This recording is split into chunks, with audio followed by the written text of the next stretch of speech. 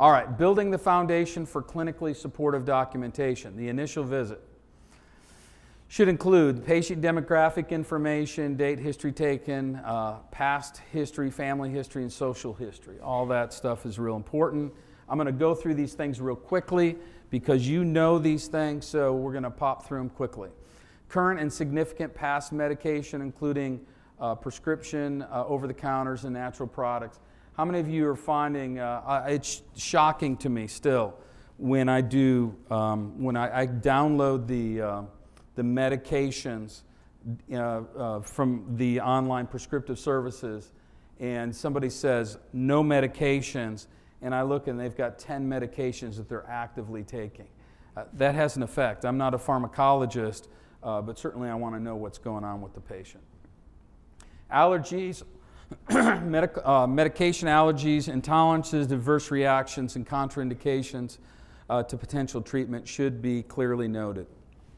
Any health risk factors that have been identified, and then also the chief complaint. So let's getting those chief complaints. Again, that's the most important thing.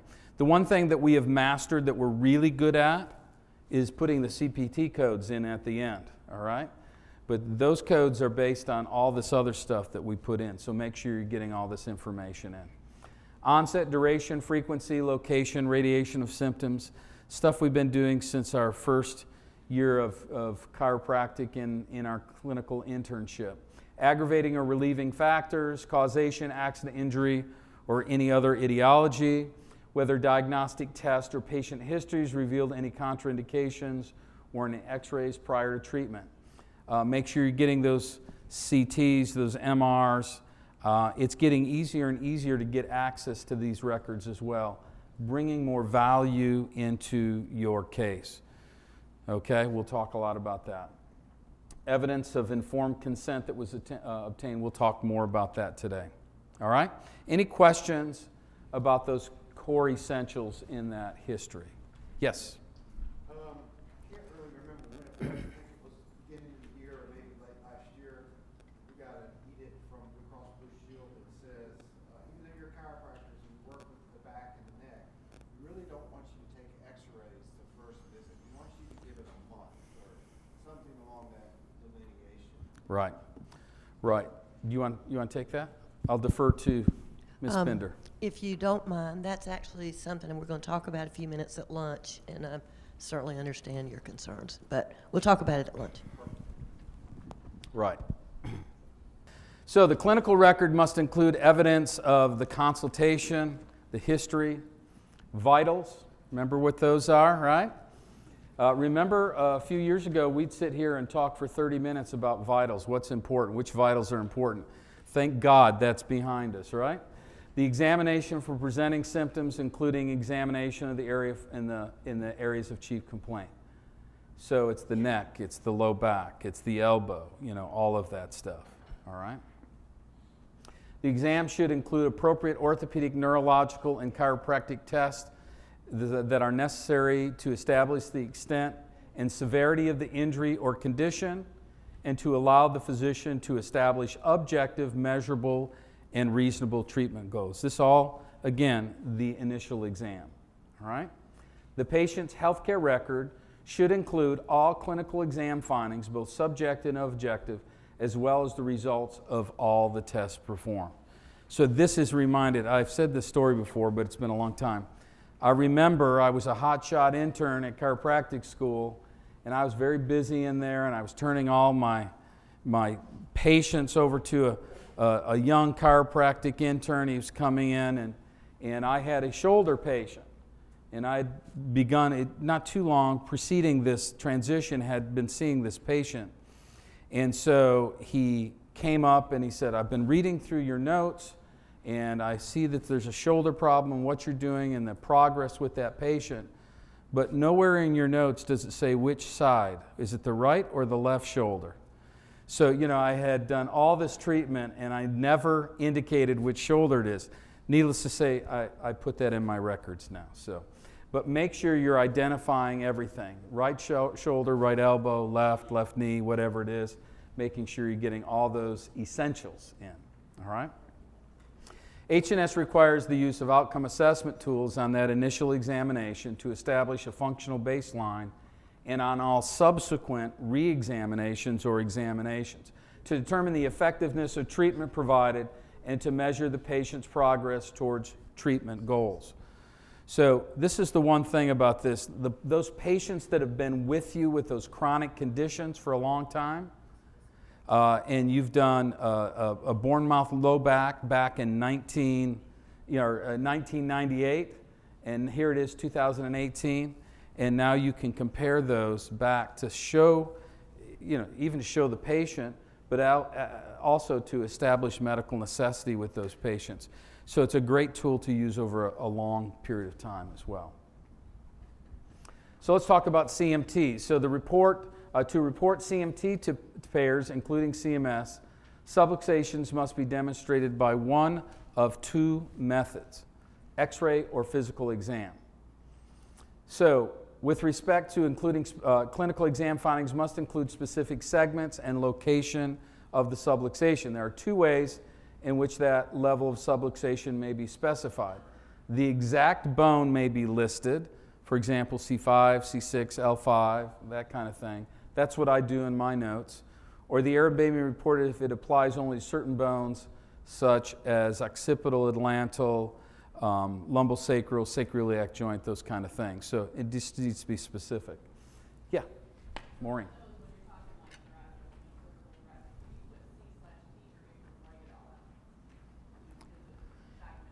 Oh, just in the doc using kind of, yeah, that would be standard to put C/T for cervical thoracic.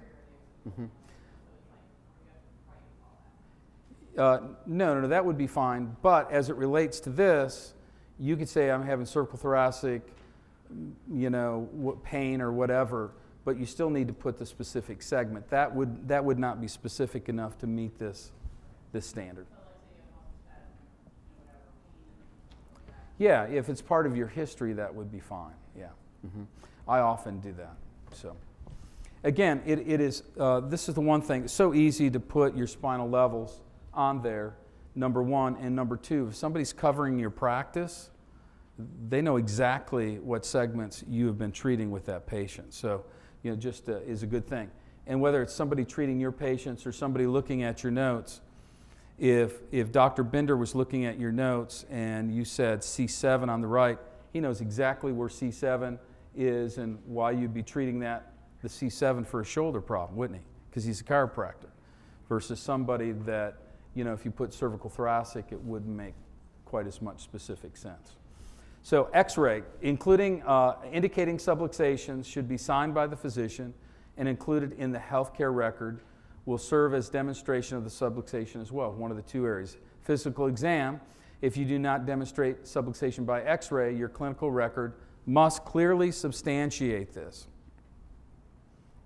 So it should be demonstrated in two of the four criteria below, and one of which must be asymmetry, misalignment, or range of motion abnormality. Okay, so you have to have two of these four criteria, and one of those criteria should be the asymmetry, misalignment, or range of motion.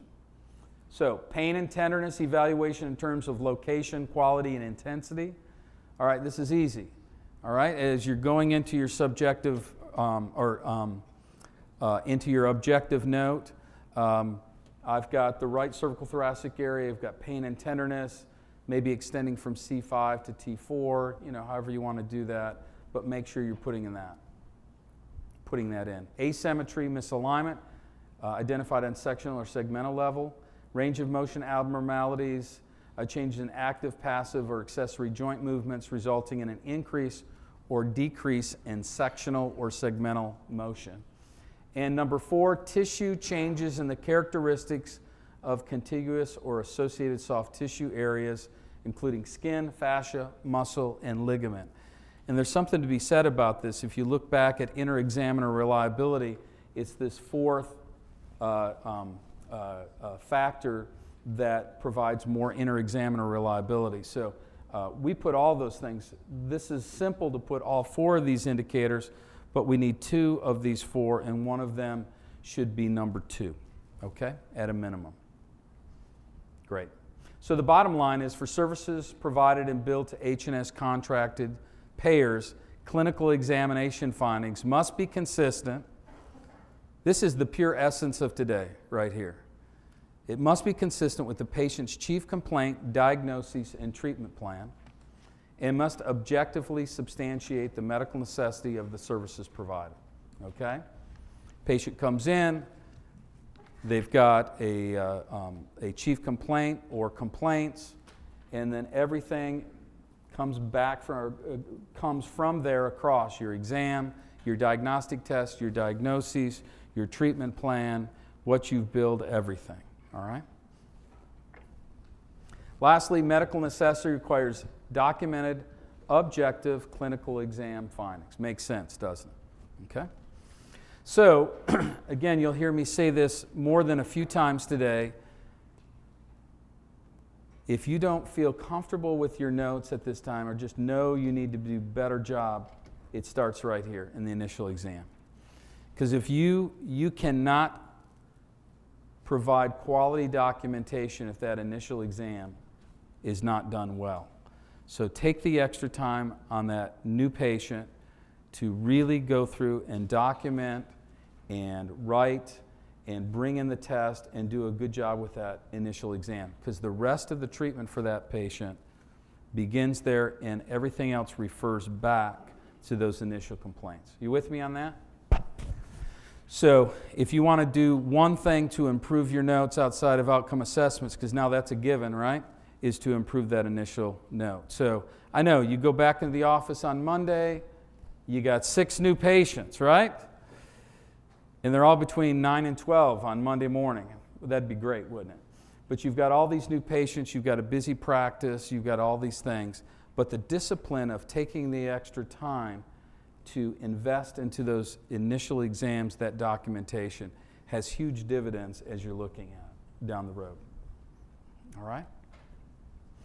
All right, let's talk about money part of initial exams. And the clinical record must include sufficient documentation to substantiate the specific level of E&M code. Well, if it's Blue Cross Blue Shield, they'll pay me a 99203, so that's what I do because they're Blue Cross Blue Shield. If it's a PI, then I bill a 99205 because they'll pay me $200 for initial exam. If it's a Medicare patient that doesn't pay for it, then we bill a 99201 because all my Medicare patients are on a fixed income. If that's your rationale for billing E&M codes, that's just not right. So you've got to bill your E&M codes based on the complexity of the case, all right? So as you're thinking through this, as we work through this today, I find myself, for my initial exam codes, when I look at my CPR, historically, I downcode my E&M codes, which is just, I know it's my personal problem, but I'll work through it, okay? With your help, we'll get through this together.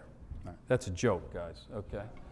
So, but initial exams require just understanding them. If you've never taken the time to go back and read through that, we're going to look at that a little bit today. But going back to the coding book and looking at what it takes to establish those exams and bill for that, it'd be a good thing to do. The H&S Practice Protection Plan includes a coding table to help you make that decision. So again, there's just so many resources on the website that you can access. But make sure you're looking at those. How many of you are reviewing your CPRs on a regular basis? All right, I see those hands. I see those hands. So I didn't say on a monthly basis, but on a regular basis. I look at mine every month. I can't wait to see it. Okay, I pull that thing up, I look through it every single month. Why? Because it's my business, right? I want to see what you all are doing. What are you coding in the way you're coding that I'm not doing? I got to rethink that. Maybe I feel very comfortable with where I'm coding and I'm below the average, and so it really challenges my thinking. Maybe I'm above that, and so I got to really challenge my thinking, the process of what I do. So take advantage of those CPRs and really study those. They're very, very helpful. I also have my staff look at some basics on that CPR just so they're engaged in the business side of what we do. So I don't have them go through the entire thing, but we look at a few of the slides, so it makes sense to them too. All right? H&S, best practices, assessments, and diagnoses. It's getting exciting now, isn't it? I can feel it. I can feel it. All right, the assessment should include obstacles to recovery and strategies to overcome if applicable. So what are some of those things? All right, remember if you had to endure me when I was talking about ICD-10, I always said ICD-10 was going to be great for chiropractic because what was it going to do? It's going to expand. It was going to give a better digital footprint of your patient in your office. Well, that's what we're talking about here. So if you've got a patient, the example I've used is if you've got two 22-year-old patients, and one is a linebacker. Let's see, we're in Raleigh, right? So NC State, all right, they're a linebacker for NC State. And the other 22-year-old is, he's a math major. I hope I'm not going to offend anybody here that's a math major. But he's a math major, so all he does is games all day long. So he sits around, and in this particular case, he's 70 pounds overweight, and the only thing that he knows about the gym is how to spell it, right? And they both come into your office, and they've got low back pain and right leg pain, okay? Which of those patients is going to get better more quickly? Which of those patients is more motivated to get better more quickly? So you've got to take into context what that is. So if you paint that picture in your notes, it makes sense. Well, that H&S, they only want me to see patients for 7 visits, right? No, they don't want you to see patients in 7 visits. They want you to see patients the medically necessary amount of time. So if that's 7 visits, then yeah, you better see them in 7 visits. But if it's 20 visits, see them for 20 visits, but establish medical necessity. And that happens in your assessment, all right? How you do your ICD-10, how you do their social history, adding value to your notes to paint that picture of your patient, all right? The assessment should also include diagnosis and prognosis, and the treatment goals may be included in the assessment if they're not included in the treatment plan. I personally like to do mine in the treatment plan area. It just kind of flows a little bit better for me, but you can certainly put that in the assessment section. So the diagnoses must be consistent with the patient's chief complaint and objective findings. Remember, what do we have you circle? Chief complaints. So again, now we've got somebody with neck pain, and we've got a SI joint problem. We should have all those diagnoses. Hey, let's get crazy. Maybe they do have a shoulder problem and a cervical problem and an SI joint problem. So we got to, again, chief complaints, exam findings, diagnostic test, and then it all comes together. You start really putting it together in these diagnoses. So it also must clearly support the treatment outlined in the treatment plan. All services DME provided in the clinical record must be supported by an appropriate diagnosis, which is documented in the record, and any changes in the diagnosis must be documented in the clinical record as well. Many services we see in audits are not supported by a diagnosis, and or the diagnosis is not consistent with the exam findings. So let's say you start with somebody with a cervical complaint, and let's say they have neck and arm pain, and you're 3 or 4 or 5 visits into this case, and you say, you know what? The neck's moving a lot better. But you know what? They're still complaining of a lot of, or their pain is becoming more centralized in the shoulder. And I need to take a little closer look at that shoulder. And while I'm at it, we're going to look at this elbow over here as well. And then you get this whole kinematic chain is broken down, whether it was the neck that started or the shoulder that started or the elbow that started. Now it's a kinematic chain. We're chiropractors, right? So this is how we think. This is how we look. But sometimes we can zero in on a more acute complaint for a patient. So you can go back. It's okay to add diagnoses along the way. You should expect that changes will happen from time to time. So you go in there, you're 4, 5, 6 visits into it. say, you know what, I need to go back and look at the shoulder a little bit more closely because I think it may be involved. So you go back, you add those diagnoses. Maybe all of a sudden, that neck and arm pain, you remove that radiculopathy diagnosis or you move it down into a lower place, and now you've increased or pushed up a shoulder diagnosis. Again, see what's doing. Now we can intellectually discuss this, but this is what happens in our office Monday through Friday. And while you can do it clinically with your hands on the patient, I need you to do it in your notes too.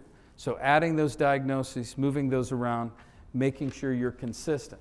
Because if you start billing that extra spinal adjustment, or you're doing a 97140 code, you're doing some myofascial release on a shoulder, and then all of a sudden you get audited for an issue, and it doesn't even have to be an H&S plan. Let's say it's a MedPay claim and you send it out and they deny it. Well, they deny it because when they reviewed your records, out of state I might add, don't get me started on that, but when they reviewed your records, there was no medical necessity for that because you didn't have the diagnosis. You got the CPT codes. You might have put something in the subjective note, but you've got to put it all together. So you follow me on this?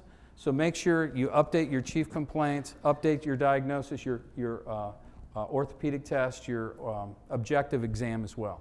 Okay? All right.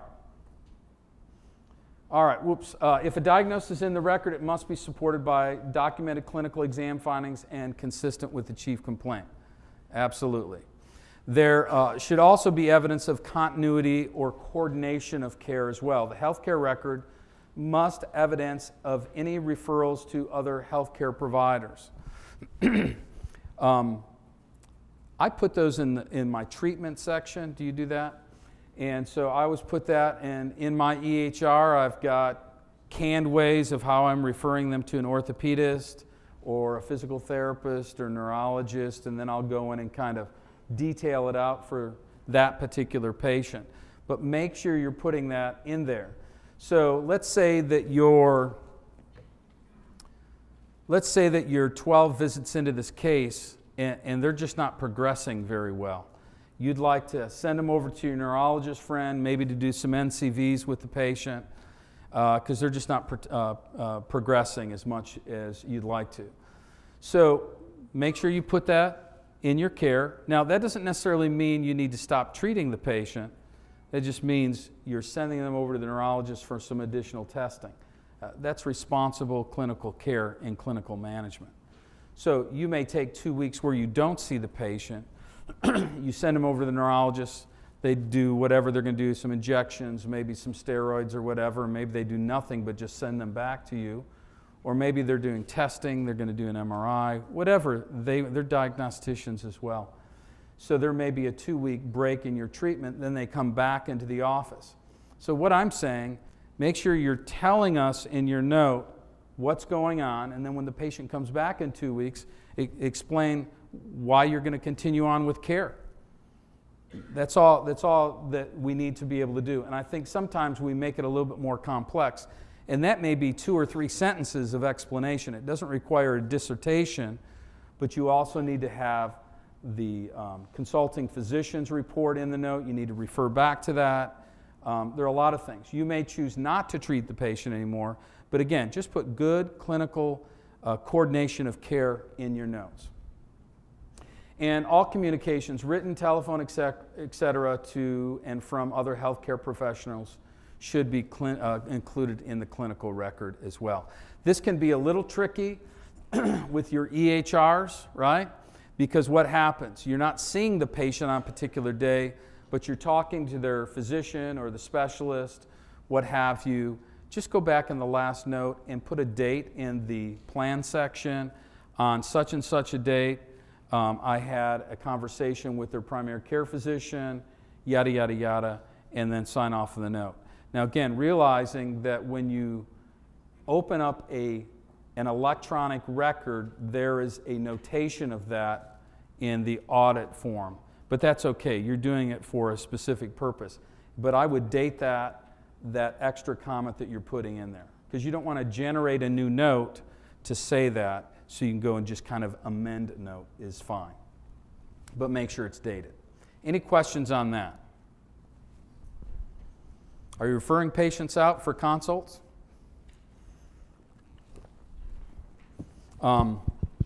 Even if it's being referred to another chiropractor, this is kind of an interesting thing.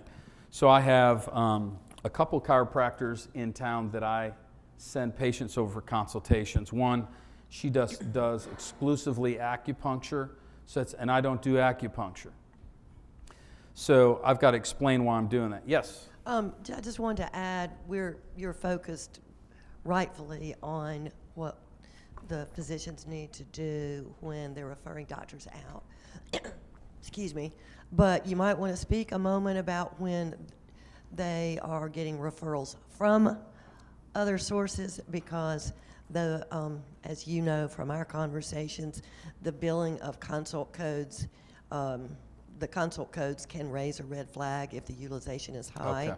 And our experience shows that when reviewing those records, there's no evidence of another Gotcha. outside source coming in. So Sure. just wanted to make that point, that it's equally as important if a patient is referred in.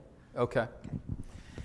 Yeah, so let me finish this thought. When you're referring them out to another chiropractor, there needs to be an explanation why they're going from one chiropractor to another chiropractor, right? So in this particular case, they're being sent for an acupuncture. Maybe I'm sending them over for decompression. I don't have a decompression table. So I've got a buddy in town that has a decompression table and really follows the protocols very, very well. So, those are the kind of things. And to speak to Ms. Bender's point is, I would expect most of us are starting to get referrals from MDs. I've got a number under active care in my office, let alone referring patients.